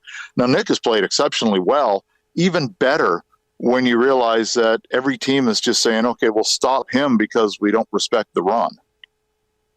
Mike Hogan joining us here. He's the play-by-play voice of the Toronto Argonauts. Yeah, it's definitely interesting. Arbuckle second in passing yards, second in touchdowns. The Argos also have the leading receiver in the league with 794 yards, DeMonte Coxey. Like, the offense is getting the job done. Chad Kelly, we don't know when he's going to be back, but you look at this team at 2-7, and you can't put it on Nick Arbuckle. He's at least for me, Mike, he's done more than I thought he could do. Well, and I think you're in the majority in that. We all saw what Nick did in the Grey Cup final last year. He was a Grey Cup MVP. He played really well, and I thought people, for the most part, thought, okay, if he can do that and 250, 60 yards a game, not turn the ball over, even though he had 2 picks in the Grey Cup, if he can do that, they'll be fine. And this might shock you guys, but if you take the first 2 games out of the equation where the Argos scored 10 and 19 points, they're averaging 32.6 points a game, and the only other team over 30 points for the full season is Hamilton. Mm-hmm.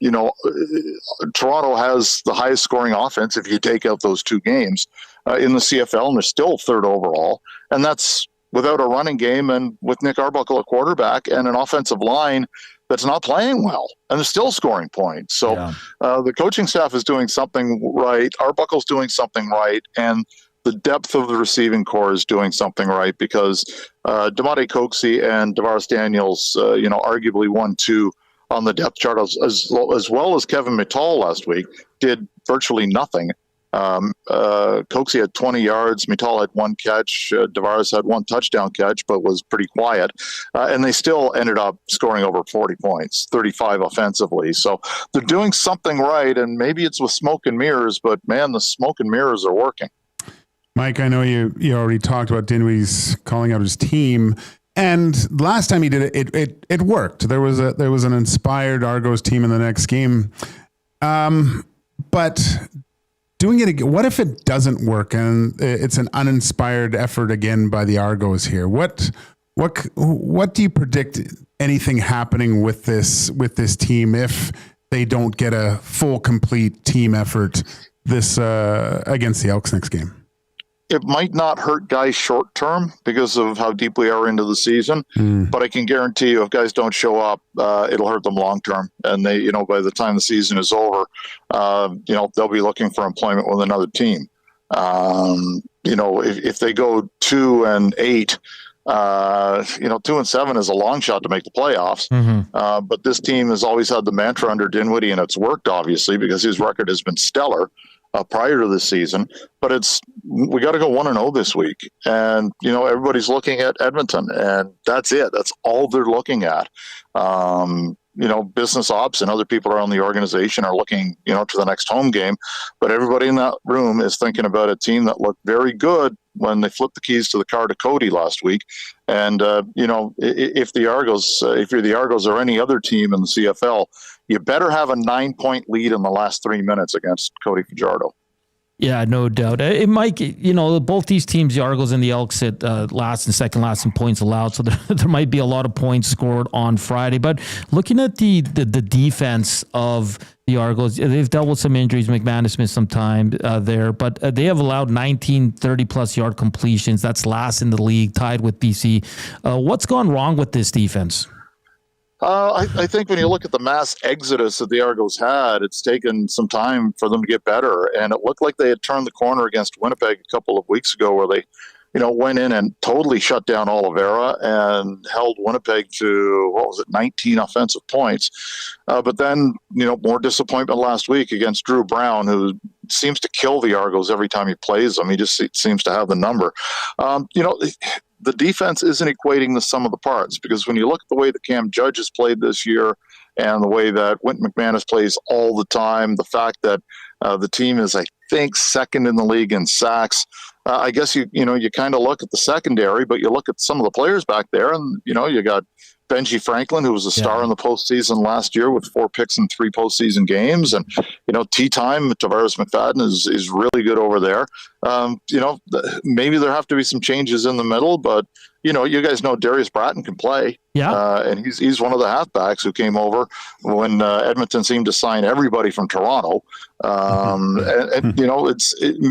Milton Play was a starter on the Grey Cup last year. I don't know what it is, but whatever it is hasn't worked as well, obviously, as they would like. And it's just, as you mentioned, it's I don't know how many times the Argos defense where, they're facing, the opponent's facing a 2nd and 16 and it's converted. Yeah. And that just didn't happen last year, ever. So to see that, and I know last year the Argos started slowly defensively, and by the playoffs were as good, if not better, than anybody else in the league. And you can easily make the argument that the defense won the Grey Cup last year, and Wynton McManus should have been the MVP. But, it's just taken a little bit more time to get that ball rolling this year. And I thought that they had turned the corner against Winnipeg, but we found out a week later that's likely not the case. Yeah, Mike, it's going to be an interesting game. Both teams desperately need this win. The Elks, I know here they're talking about stacking wins heading as they get ready for the Labor Day Classic, and I know Toronto needs to pick up some wins here as well. So it should be a fun one down at Commonwealth Stadium. Thank you for taking the time. Enjoy the game on Friday. Great conversation, guys. Thanks so much. All right, that's Mike Hogan. He's the comms manager and the play-by-play voice of the Toronto Argonauts. Good conversation there. Yeah, it's a fascinating team.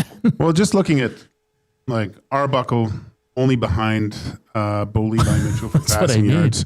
DeMonte Coxey leading the league in receiving yards and only behind Kenny Lawler for receiving touchdowns. But is that the only thing that the Elks really have to worry about with a team that has the running the ball woes? Mike alluded to it where he goes, they know they're not going to run. They're going to try, but they're going to go away from it. They only have over 400 yards rushing. And he just said, Arbuckle's. I just threw that. I was like, well, maybe it is. I didn't even look. And keep in mind, the Elks had 0 yards from the running backs last game. It is, these teams, it's going to be an interesting. I think, honestly, take the over, whatever the over-under is on points scored, because the Argos defense struggles. The Elks defense has gotten better not giving up the big play. Yes. They have, yes. But Arbuckle, listen, for a guy that was almost out of this league, he's playing extremely well. They scored 40 points. You should win the game. I think he alluded to it last year. He was great in the Grey Cup. When I thought it was all over when they said he was taking over. Yeah, I remember. It seemed like, wow, they're just going to waltz. But, yeah. I think we both said it. We're like, Winnipeg's going to win. It's done. It's a cakewalk for sure, but very, very interesting team in Toronto. I mean, you get called out the second time by your coach. That's why the Elks got to be ready, because that's going to be a feisty team. Yeah. They're not going to want to be embarrassed again because if they lose, their playoff hopes are, well, they're not done because Ottawa only has 3 wins, right? And they're in tough tomorrow. They're in Winnipeg. So in the East, it's a little bit easier where the Elks still have to catch BC before they even consider a crossover. Right? And they're 4 points back. So it's going to be interesting. Big shout out to Mike for joining us. It's always great to chat with him about some Argos ball there. We're going to show our image for Who Dish, number 10. Whenever you're ready, Benny. There you go. I'm going to try to read this. Dallas, Tampa Bay, to Carolina, to Pittsburgh, to Florida, to Edmonton, to LA, to Columbus, to Vancouver. Okay. Once again, for our audio listen. Dallas, Tampa Bay, Carolina, Pittsburgh, Florida, Edmonton, LA, Columbus, Vancouver. Top 5. Time-stamped on the inbox. Jeez. Get in to the Wheel of Fun that will spin next, and we'll see who joins a whack of nasties that have already got points. And I know everybody who's in. I went back and listened to all the shows, so no one is missing for sure. We close that out next year on EST Afternoons. Remember, slam that thumbs up. Hit us up on the Nasty Chat and text us. River Korean Box 780-218-9999.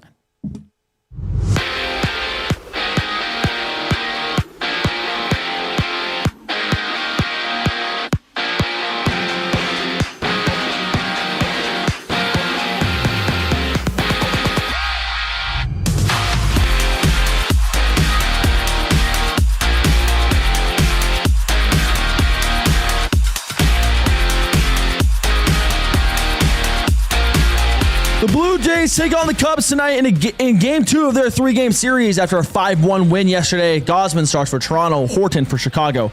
First pitch is at 5:07.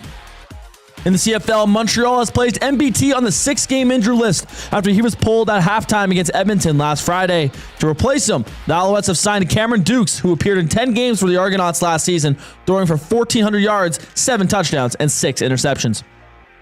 On the ice, Carolina Hurricanes owner Tom Dundon is purchasing the NBA's Portland Trail Blazers from Paul Allen Estate for just over $4 billion, with plans to keep the franchise in Portland. The sale, first reported by Sportico, comes after the arena was sold to the city and its lease extended through 2030, with proceeds going to charity. And at the Hlinka Gretzky Cup, Canada is currently leading Czechia 4-0 late in the third period as they look to improve their record to 3-0 on the tournament. We wrap up the show on EST Afternoons with Hernan and Joaquin Gage. I'm Ben Thompson, and you're up to date. Avocado and feta dip, passion fruit cheesecake, and cocktails that taste like summer in a glass. Try the new feature menu at The Banquet. Refreshing, craveable, and made for sunny days. The Banquet. Get real. Play hard. You've heard the name, but what does it mean? For over 66 years, William Huff Advertising has supplied signage from screen printing to digital to LED with design, production, and install in-house. It's a one-stop shop for all your signage needs. Edmonton owned and operated, William Huff has been trusted by the biggest companies and teams in the City of Champions and many others across the country to do the job. If you're looking for a way to get the word out about your company or event, they are the answer. Go to www.williamhuff.com. Their results speak for themselves. Summer in Edmonton means 3 things: warm weather, long nights, and plenty of sports. From the lake to the links, you can boost your summer fun with hundreds of casino games, live betting on your favorite sports teams, and access to popular lotteries. Woo-hoo! All in one app, anywhere in the province. Download the Play Alberta app today and deposit $20 or more with promo code YEG50 to claim a $50 free bet. That's promo code YEG50 for a $50 free bet on us. Redeemable once per Play Alberta account. Remember, if you gamble, please use your game sense. Get ready for royalty with Elvis Presley and Elton John tributes at River Cree Resort and Casino. All Shook Up pays tribute to the 3 eras of Elvis in one magical show on August 17th. And catch Elton Ron, a tribute to Elton John, live on August 29th. Elton Ron will give you a taste of the Rocket Man in Canada. Get your tickets for both shows at rivercreeresort.com.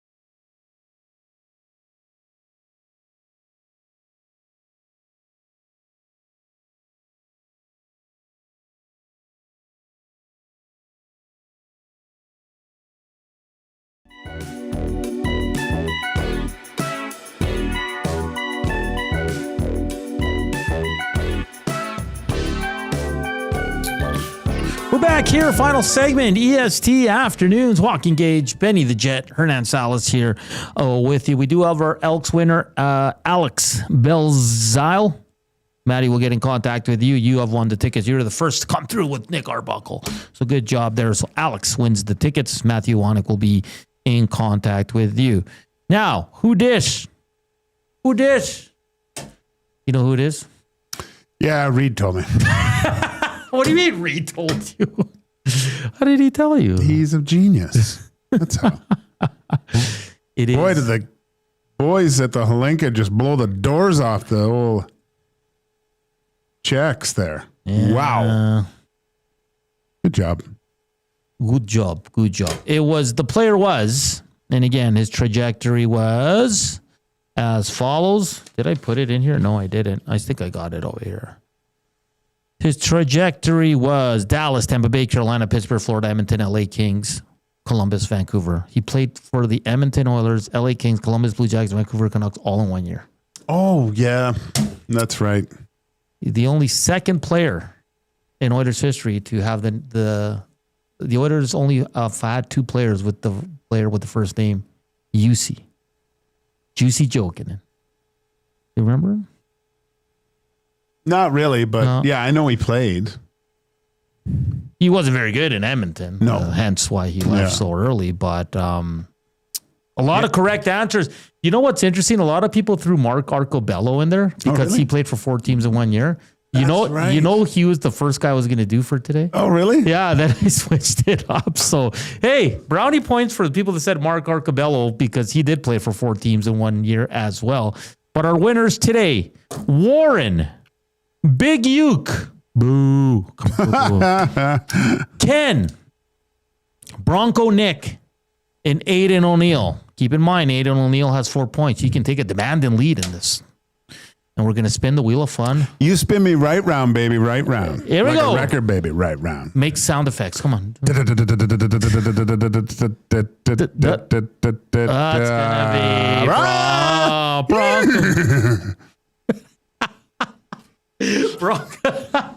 be Bronco Nick, who brought us donuts yesterday, is an absolute beauty. He gets on the board. Aiden O'Neill, Max Bezuzu lead the way with 4 points.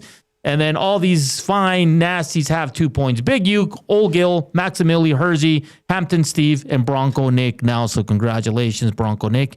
You have made it. And who dis number 10 was Juicy Jokinen. Do you know the other Juicy who played for the Oilers? Saros? No, not yet. The goalie. UC Markkinen. Yeah. I think there's only been 2 Juicies on the Oilers. There's been a Jesse Joensuu, Jesse Puljujarvi. Joensuu. There's been some juicy players too. Tottenham Europa Super Cup champions. Look at that. Tottenham won a cup, guys. Does anyone care? No. Hey, Tottenham, they're known to struggle a bit, so I'll say that because I know Maddie doesn't like Tottenham. That's why I yell. Oh, really? Yeah. Okay. Savage the Plumber celebrating that victory. I'm gonna look that up actually. Who did they play Savage the Plumber? Let me know. That's very, very interesting. Okay, Joaquin. As we do always, did you know on this day in 1982, Fast Times at Ridgemont High was released in theaters? Did I see that in the theater? I couldn't have seen it in the theaters. It wasn't until I probably saw that on Betamax. Me too, man. Me and my cousin watched that a lot growing up. Yeah, I bet. Yeah. Sean Penn's best, man. Not his best. Well, come on. What? Sean Penn? Yeah. With Mr. Hand. If you're here, I'm here. No, it was good. Spicoli was great. What was it? Jennifer Jason Leigh, Phoebe Cates, Reinbold, that guy. Oh, Reinbold, yeah. Yeah, that was quite the show. That's a classic 80s movie. Oh gosh, yeah. Right? I like when they trashes the car, right? Yeah, or whatever. To piss off the... Yeah, and Sean Penn goes, "My dad has got a bitchin' set of tools. He can fix it." I like how you know all Spicoli's lines. Yeah, no. Oh man, that's fantastic. It's funny because the half of the movie is taking place in the mall too, right? Yeah. Did you go to the mall when you were young? I did, but not like they do it in the movies. Like I'd go to the arcade with buddies, but like it's not like we'd go to like. Yeah, I mean, from time to time we go hang out at the food court. You cruise the mall? Yeah, but not as often as these American movies made it out to be. Okay. Yeah, but that could have been just me. I don't know if anyone else did. I think I went to the mall a lot as a kid because that's what you did, right? Well, and you had arcade. Yeah, the arcades were good. That was the game changer. Yeah. Right? Back then, like when we were growing up, like there was always the couple idiots, but like. You weren't like there wasn't fighting. Like everyone was just safe, there to man. have a good time. Yeah. Right? Put your quarter up. You want to play next? The only thing you worried about was an ass whooping. Like not being stabbed, right? Yes. At least I was. It's a very good point. Colors is a great Sean Penn movie. Oh yeah, with Robert Duvall. That's a really good one. Yeah. About the Crips and Bloods. Benny does. Yeah, I didn't. Yeah, that was. It's a really good movie, man. That's a good one. An Officer and a Gentleman Richard debuted Gere? on this day in 1982. You ever watch that one? I think I've watched it a long time ago. Richard I Gere, got nothing else. Deborah Winger. Yeah. And Friday the 13th, Part 3 debuted in theaters, also in 1982. Jason's Revenge? I don't know. There's like 11 of them. I have no idea which one. 13 of them. The first one was the best one. Yeah, I guess. I can't remember. And on this day, very sad news. In 2018, Jim the Anvil Neidhart passed away at the age of 63, part of the Heart Foundation. He was cool, man. He was cool. Didn't he marry Bret Hart's daughter, or sister? I think that was the British Bulldog. Oh, was it? Oh, no, wait. I think Hugh married into the family too, though. I think they both did. Yeah. Or the Dynamite Kid did. Not the Dynamite Kid. No. It was Davy Boy Smith. Yeah, I think they both married the Hart sister. Yeah. I'm pretty sure of that. Hey, you know who else's birthday outside of Alish Hemsky? Shane Corson. Of course. He's 59. Wow. Yeah. A good guy. Good dude. Former captain. Mm-hmm. And did you also know that it's National Filet Mignon Day? Really? Yeah. Do you like filet mignon? I'm not a huge fan. I like a little bit more marbling. Like a fillet is just a big. It's the tenderloin, so it's a nice cut, right? Can I confess something to you? It's not my favorite either. Yeah. Yeah. I think it's good. I think it's overrated. Like the base, like usually you see the filet mignon, it's a baseball, right? Yeah. It's a big. Yeah. And I mean, if you season it properly and stuff, but I enjoy. I would much rather have like a ribeye or a little bit more marbled strip than filet mignon. It's fine and it's not tough. It's great, but yeah, no, it's not my favorite. I've had filet mignon, a handful of times. Again, it's good. It's tasty. I don't mind it, but like again, I just think I've had. Yeah, like a New York steak or a peppercorn, I prefer that. Yeah, just because there's a little bit more. There's more fat on the beef, right? Yeah. There's nothing. It just tastes like really tender beef, which is it's fine, but that's not how I like. Look at us, eh? Bunch of just snobs, steak snobs. Where if you threw a fillet in here, we would be on that thing. Like I'd fight anyone for it. But like say I go to the K because it's the most known steakhouse, right? Like I'll never get the filet mignon. No, I never will either. Yeah, my buddy always gets it. He loves it, but I'm like, why do you get that thing? Yeah, I think it's overpriced. That too. Hey, so Tottenham beat PSG. Interesting. Our buddy Lowtide's probably over the moon happy. I know we'll talk about it more, but are you in the dipping your feet into the waters of guaranteed win again this weekend? I'm getting there, man. Yeah? Yeah. What has to happen in the next few days for you to fully submerge I yourself. want to see the depth charts because there's some interesting names on the Argos. Okay. The Elks probably won't change much. Why would you? Yeah. I'm always concerned when a coach calls out a team and you're playing that team next. Oh, really? I mean, it's so much different in football, right? Because there's only one game a week, really. So all you do is like it is a caged animal getting mad at the coach. So, and you give it the old Bobby Boucher. Yeah. You see the coach's face on the other team. So that's why I'm a little concerned. I know it doesn't mean much. Like you can probably go down the history of coaches calling out players and sometimes they win, sometimes they don't. Like who knows? We got a Big Ukes now sending names of the Oilers and how many they've been in their history. Oh. They've had 3 Vladimirs, 4 Waynes, and only 3 Zachs. Can you name the Vladimirs? Oh, that's a good one. I don't know. Vladimir. Oilers that with Vladimir. This is a good little test. Oh. No. Vladimir, a guy you played with. Vladimir. I played with a Vladimir? Oh. I can't think of any right now. How many Big Ukes? Only 3 Zachs. Zach Hyman, Zach Sortini. Vladimir. Oh, Ruzicka. Oh, thanks to Bronco Nick for that. I didn't play with many Vladimirs, I don't think. No? Yeah, that's a good trivia. Name the 3 Vladimirs that have played for the Oilers. Name the 15 Connors. Oh, God. Connor McDavid.